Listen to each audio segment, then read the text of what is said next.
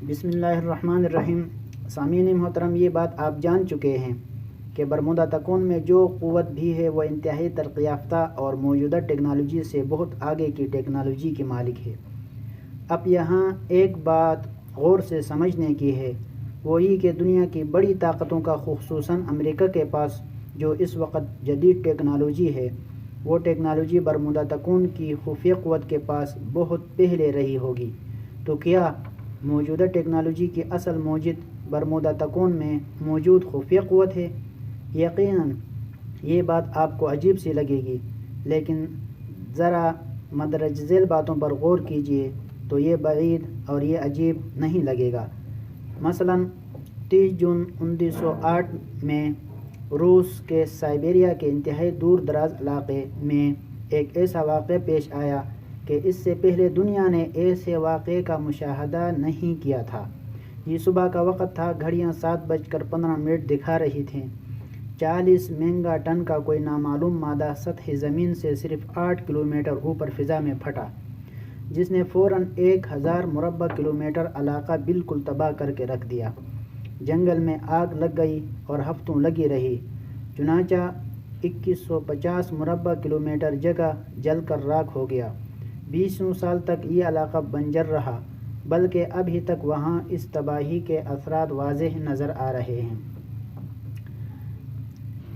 یہ دھماکہ 40 mega ton یعنی 40 لاکھ ٹن کا تھا، جو جاپان کے شہر ہیروشیما پر 1945 میں گرائے جانے والے ایٹم بم کے مقابلے میں 2000 گنا زیادہ تھا۔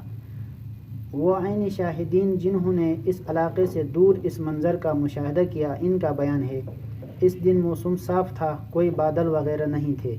انہوں نے فضا میں ایک چمکدار کوئی چیز زمین کی طرف آتے ہوئے دیکھی اور پھر ایک بہت بڑا اور چمکدار دھماکہ ہوا۔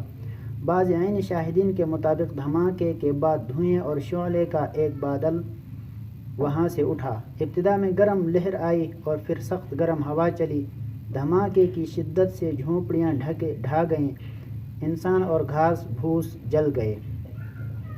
اس وقت چونکہ نہ کوئی تحقیق کی گئی اور نہ ہی لوگ ایٹمی دھماکوں کے بارے میں جانتے تھے، اس لیے اس دھماکے کو شہابی پتھر کے زمین سے ٹکرا جانے کا نتیجہ قرار دیا گیا۔ سامعین محترم، لیکن بعد میں جب اس کے ریڈائی ٹیسٹ لیے گئے تو یہ ثابت ہو گیا کہ یہ شہابی پتھر نہیں بلکہ ایٹمی دھماکہ تھا۔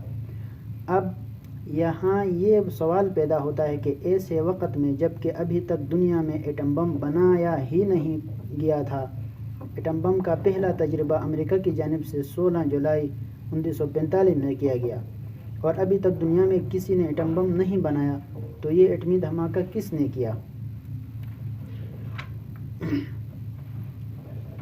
سامعین محترم، برمودا تکون کے علاقے میں آبدوز نما چیزوں کا کثرت سے دیکھا جانا اس بات کی دلیل ہے کہ امریکہ سے پہلے یہ ٹیکنالوجی برمودا تکون والوں کے پاس تھی، اور یقیناً یہی دھماکہ بھی ان دجالی قوتوں کی طرف سے کیا گیا ہوگا۔ سامعین محترم، برمودا تکون میں اغوا کی جانے والی شخصیات میں اکثر وہ ہیں جو اپنے شعبے میں ماہرین سمجھے جاتے تھے، مثلاً وقت کے بہترین پائلٹ، دنیا کے مشہور ملاح اور جہاز کے کیپٹن، مشہور تاجر اور سماجی شخصیات، مشہور جہاز اور طیارے، بارود سے بھرے جہاز اور ایندھن لے جانے والے ٹینکر۔ اس سے یہ بات سمجھ آتی ہے کہ ان افراد کو اغوا کر کے مارا نہیں دیا گیا، بلکہ ان کی صلاحیتوں کو اپنے لیے استعمال کیا گیا۔ ایسا ہی خیال ایک اغوا ہونے والے پائلٹ کی بیوی کا بھی ہے۔ ان کا کہنا ہے کہ اغوا شدہ افراد زندہ ہیں، لیکن نامعلوم امریکی حکومت کسی خاص وجہ سے حقیقت چھپانا چاہتی ہے۔ البتہ ان افراد کو ضرور مار دیا گیا ہوگا جنہوں نے ان کے مشن میں تعاون کرنے سے انکار کیا ہوگا۔ اس کے علاوہ جو طیارے اور جہاز اغوا کیے گئے وہ بھی تباہ نہیں ہوئے، بلکہ ان کو بھی استعمال کیا جاتا رہا۔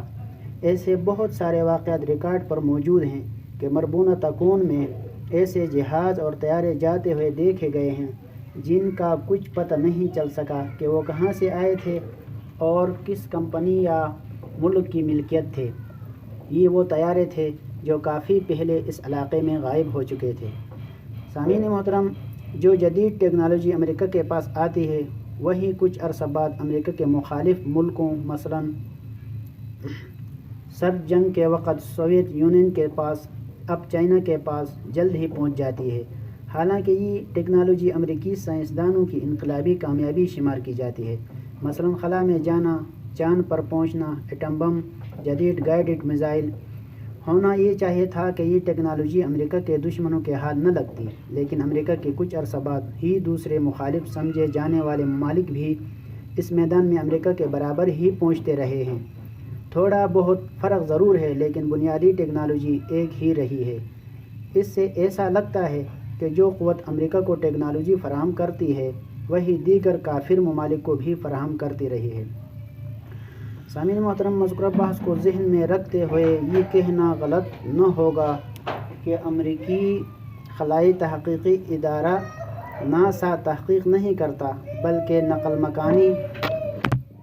سامعین محترم، مذکورہ بحث کو ذہن میں رکھتے ہوئے یہ کہنا غلط نہ ہوگا کہ امریکی خلائی تحقیقاتی ادارہ ناسا تحقیق نہیں کرتا بلکہ نقل کرتا ہے۔ جو ٹیکنالوجی ان کے خدا یعنی دجال کی طرف سے اور دجالی قوتوں کی طرف سے ان کو ملتی ہے، یہ لوگ اس کو تجربات کے ذریعے استعمال کرتے ہیں اور سیکھتے ہیں۔ اگر آپ دوسری جنگ عظیم کے بعد سے ہونے والی ایجادات کی تاریخ کا گہرائی سے مطالعہ کریں تو کئی حیران کن باتیں آپ کو نظر آئے گی۔ اس بات کو سمجھنے کے بعد یہ بحث بھی ختم ہو جاتی ہے کہ امریکہ وغیرہ نے اس وقت کتنے جدید اور تیز رفتار طیارے بنا لیے ہیں، کیونکہ یہ سارے مشورے ان کو وہ شیطانی اور دجالی قوتیں دے رہے ہیں جو برمودا تکون اور شیطانی سمندر میں موجود ہے۔ اب تک کے لیے اتنی معلومات، اور اس کے بعد انشاءاللہ مزید معلومات آپ کو دیتے رہیں گے۔ تب تک کے لیے اجازت دیجیے۔ اللہ حافظ۔ اور اگر آپ لوگوں نے چینل سبسکرائب نہیں کیا ہے تو پلیز سبسکرائب کریں، ویڈیو شیئر کریں تاکہ آپ کے لیے صحیح معلومات آپ تک بر وقت پہنچ سکے۔ والسلام۔